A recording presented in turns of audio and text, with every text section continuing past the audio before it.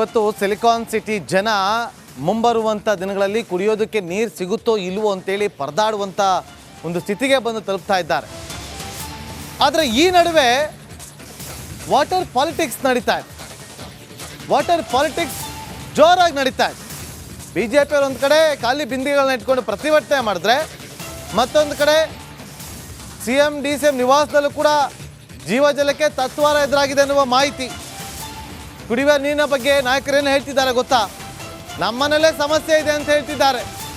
ನಮ್ಮನೇಲೇ ಸಮಸ್ಯೆ ಇದೆ, ನಮಗೂ ನೀರು ಸಿಗ್ತಿಲ್ಲ ಅಂತಿದ್ದಾರೆ. ಖುದ್ದು DCM ಸಾಹೇಬ್ರೆ ಹೇಳಿದ್ದಾರೆ. ಅದಕ್ಕೆ ಸಂಬಂಧಪಟ್ಟಂತ ಒಂದು ರಿಪೋರ್ಟ್ ಇದೆ, ನೋಡ್ಕೊಂಬನ್ನಿ.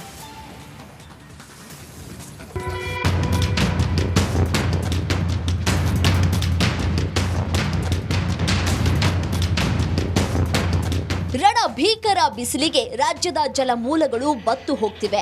ಮಳೆ ಇಲ್ಲದೆ ಕೆರೆ ಕಟ್ಟೆಗಳು ಮಾತ್ರವಲ್ಲ, ಬೆಂಗಳೂರಿನ ದಾಹ ತೀರಿಸ್ತಾ ಇದ್ದ ಕಾವೇರಿ ಕೊಳ್ಳವೂ ಬರಿದಾಗಿದೆ.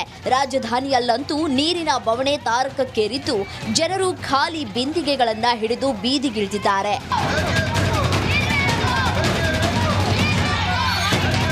ಬೆಂಗಳೂರಿನ ಮಾಗಡಿ ರೋಡ್ 2ನೇ ಕ್ರಾಸ್ನಲ್ಲಿ ನೀರಿಗೆ ತತ್ವಾರ ಶುರುವಾಗಿದ್ದು, ನಿವಾಸಿಗಳು ಜಲಮಂಡಳಿ ಅಧಿಕಾರಿಗಳಿಗೆ ಹಿಡಿ ಶಾಪ ಹಾಕ್ತಾ ಇದ್ದಾರೆ.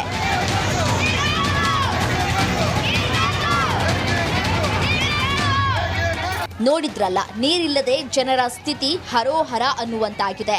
ಆದರೆ ಭೀಕರ ಬರದ ಬರೆಯ ನಡುವೆಯೂ ರಾಜಕೀಯ ಪಕ್ಷಗಳ ಬಣ ರಾಜಕೀಯ ಮುಂದುವರೆದಿದೆ. ಕಾಂಗ್ರೆಸ್ ಸರ್ಕಾರದ ವಿರುದ್ಧ BJP ವಾಟರ್ ವಾರ್ ಶುರು ಮಾಡಿದೆ. ಕಾವೇರಿ ನೀರು ಇಲ್ಲ, ಟ್ಯಾಂಕರ್ ನೀರು ಇಲ್ಲ. ಫ್ಲಾಟ್ಗಳವರೆಲ್ಲ ಬಿಂದಿಗೆ ಹಿಡ್ಕೊಂಡು ರೋಡಲ್ಲಿ ನಿಂತ್ಕೊಳ್ಳೋವಂಥ ಪರಿಸ್ಥಿತಿ ಹಿಂದೆಂದೂ ಬಂದಿಲ್ಲ. ಕಳೆದ 30 ವರ್ಷದಲ್ಲಿ ಫ್ಲ್ಯಾಟಲ್ಲಿರುವಂಥವರು ಬಿಂದಿಗೆ ಹಿಡ್ಕೊಂಡು ರೋಡಲ್ಲಿ ನಿಂತ್ಕೊಳ್ಳೋವಂಥ ಅವಸ್ಥೆ ಎಂದೂ ಬಂದಿಲ್ಲ. ಆ ಅವಸ್ಥೆಗೆ ತಂದಂಥವರು ಇವರು ಕಾಂಗ್ರೆಸ್ ಅವರು. ಇನ್ನು ಕಾಂಗ್ರೆಸ್ ಸರ್ಕಾರದ ವಿರುದ್ಧ BJP ಖಾಲಿ ಬಿಂದಿಗೆ ಪ್ರತಿಭಟನೆಗೆ ಮುಂದಾಗಿರೋದು DCM DKಶಿ ಕಣ್ಣನ್ನ ಕೆಂಪಗಾಗಿಸಿತ್ತು. ಕಾವೇರಿ ನೀರು ಏನಿದೆ, ಕಾವೇರಿ ನೀರು ಕರೆಕ್ಟಾಗಿ ಬರ್ತಾ ಇದೆ. ಇನ್ನು ಜಾಸ್ತಿ ನೀರು ಬರ್ತಾ ಇದೆ ಕಾವೇರಿ ನೀರು. ಕಾವೇರಿ ಈ ಸಂದರ್ಭದಲ್ಲಿ ಕಾವೇರಿ ನೀರು ಏನು ಒಂದು ಇಷ್ಟ 0.25 MLD ನೀರು ಆ್ಯಡ್ ಆಗ್ತಾ ಇದೆ. ಜಾಸ್ತಿ ನಾವು ಡ್ರಾ ಮಾಡ್ತಾ ಇದ್ದೀವಿ.